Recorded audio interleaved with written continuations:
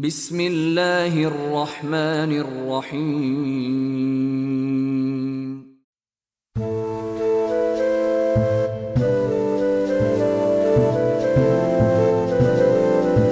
नबी अकरम सल्लल्लाहु अलैहि वसल्लम ने इरशाद फरमाया, क़यामत उस वक्त तक कायम नहीं होगी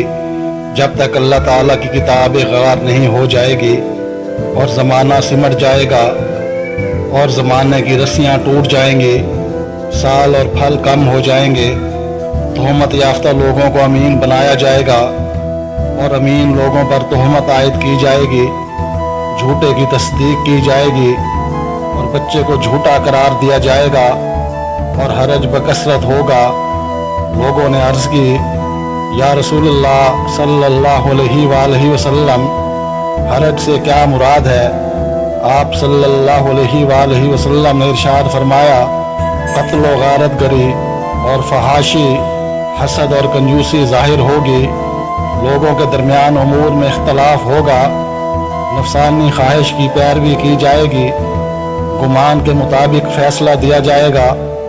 इल्म को उठा लिया जाएगा, जहालत ज़ाहिर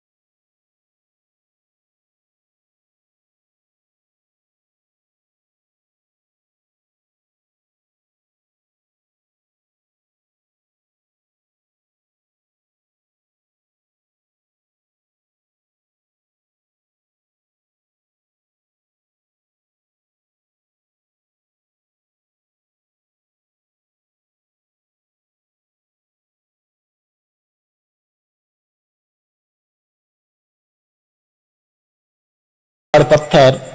जुमा के दिन से खौफजदा रहते हैं कि कहीं आज क़यामत कायम ना हो जाए।